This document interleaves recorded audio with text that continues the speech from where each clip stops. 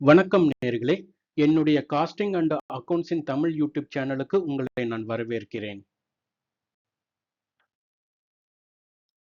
இந்த வீடியோல evolution of அக்கவுண்டிங்க பத்தி பார்க்கலாம்.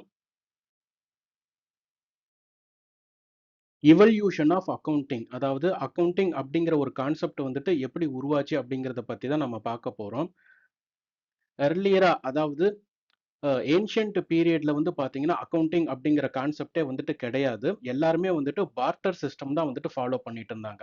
அதாவது பார்ட்டர் சிஸ்டம் அப்படின்னா வந்துட்டு பண்ட மாற்றம். அதாவது நீங்க வந்து ஒரு பொருள குடுத்து என்கிட்ட இருந்து ஒரு பொருள வந்து வாங்குவீங்க. உதாரணத்துக்கு என்கிட்ட வந்துட்டு அரிசி இருக்கு, உங்ககிட்ட வந்து பருப்பு இருக்கு அப்படின்னா, நான் வந்து உங்ககிட்ட அரிசிய குடுத்து நான் வந்து பருப்ப வாங்கிக்குவேன். அல்லது என்கிட்ட வந்து பார்த்தீங்கன்னா, பால் இருக்கு, உங்ககிட்ட வெஜிடபிள்ஸ் இருக்கு. நான் வந்து பால குடுத்து உங்ககிட்ட இருந்து வெஜிடபிள்ஸ வந்துட்டு வாங்கிப்பேன். ஸோ இததான் நம்ம வந்து பண்டமாற்றம் அப்படிங்கிறத வந்துட்டு பண்டமாற்றம் அப்படின்னு நம்ம சொல்றோம். ஏன்னா, அப்பல்லாம் வந்துட்டு மணி அப்படிங்கிற ஒரு விஷயமே வந்துட்டு கிடையாது. ஸோ அதனால அப்ப அக்கவுண்டிங் அப்படிங்கிற கான்செப்ட்க்கு உண்டான வேலையும் அப்ப இல்ல. ஸோ அதனால பார்ட்டர் சிஸ்டம் தான் வந்துட்டு ஃபாலோ பண்ணிக்கிட்டு இருந்தாங்க. ஸோ அதனால ஒரு டீட்டெயில்டா வந்துட்டு அக்கவுண்டிங்க மெயின்டெயின் பண்ணணும் அப்படிங்கிற அவசியம் அப்ப ஏற்படவே கிடையாது. Introduction of money. மணி அப்படிங்கிற ஒரு விஷயம் வந்துட்டு உருவானதுக்கு அப்புறம் இந்த பார்ட்டர் சிஸ்டம் அப்படிங்கிறதுக்கு வேலை இல்லாம போயிடுச்சு. ஸோ எல்லா பிசினஸ் மேனும் வந்து பார்த்தீங்கன்னா, ஒரு ப்ராப்பர் ரெக்கார்ட்ஸ வந்து மெயின்டெயின் பண்ண வேண்டியதா இருந்தது.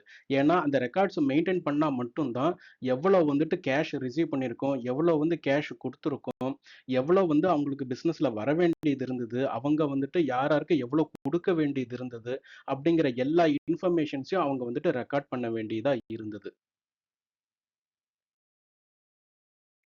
Double entry system. இந்த டபுள் என்ட்ரி சிஸ்டம் வந்து இன்ட்ரோடியூஸ் பண்ணினது வந்து பார்த்தீங்கன்னா, லூக்கோ பேக்கியோலி அப்படிங்கிறவரு தான் இன்ட்ரோடியூஸ் பண்ணாரு. இன் 1494ல அவர் இந்த சிஸ்டம் வந்துட்டு இன்ட்ரோடியூஸ் பண்ணாரு.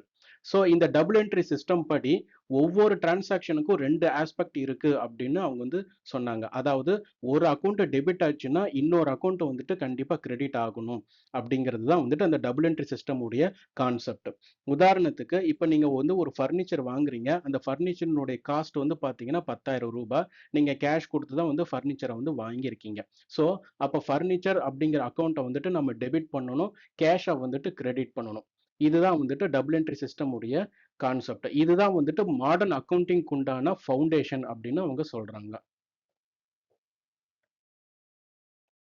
மாடர்ன் அக்கவுண்டிங் எரா அப்படின்னு என்னன்னா, இப்ப மாடர்ன் அக்கவுண்டிங் வந்துட்டு ரொம்பவே இவால்யூவேட் ஆயிடுச்சு. அதாவது என்னன்னா, இப்ப எல்லாமே வந்துட்டு சிஸ்டமேட்டிக்கா வந்துட்டு அக்கவுண்டிங் வந்து பண்ண ஆரம்பிச்சுட்டாங்க. இதுக்கு முன்னாடி வந்துட்டு நோட்ல வந்துட்டு எழுதிக்கிட்டு இருந்தாங்க. அந்த டெபிட், கிரெடிட் அப்படிங்கிற கான்செப்ட், அந்த பிசினஸ் டிரான்சாக்ஷன்ஸ் எல்லாமே வந்து பார்த்தீங்கன்னா, நோட்ல தான் வந்துட்டு எழுதிட்டு இருந்தாங்க. பட் இப்ப இருக்கிற அ ட்ரெண்ட்ல வந்து பார்த்தீங்கன்னா, எல்லாருமே வந்துட்டு ஒரு அக்கவுண்டிங் சாஃப்ட்வேர வந்துட்டு யூஸ் பண்ண ஆரம்பிச்சுட்டாங்க. உதாரணத்துக்கு Tally Prime, SAP ERP package, அப்புறம் மைக்ரோசாஃப்ட் டைனமிக்ஸ் 365 ஃபினான்ஸ், இந்த மாதிரி அக்கவுண்டிங் சாஃப்ட்வேரை வந்துட்டு யூஸ் பண்ண ஆரம்பிச்சுக்கிட்டாங்க to maintain their books of accounts. அதுவும் இல்லாமல் இந்த மாடர்ன் அக்கவுண்டிங் அப்படிங்கிறது வந்து எதெல்லாம் இன்க்ளூட் ஆகும் அப்படின்னு பார்த்தீங்கன்னா, financial accounting, cost accounting, management accounting, tax accounting and auditing.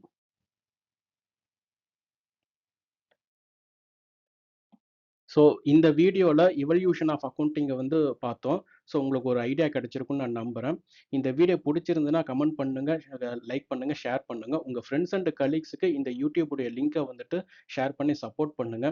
நீங்க இன்னும் என்னோட யூடியூப் சேனல வந்துட்டு சப்ஸ்கிரைப் பண்ணலன்னா, சப்ஸ்கிரைப் பண்ணி சப்போர்ட் பண்ணுங்க. Thank you.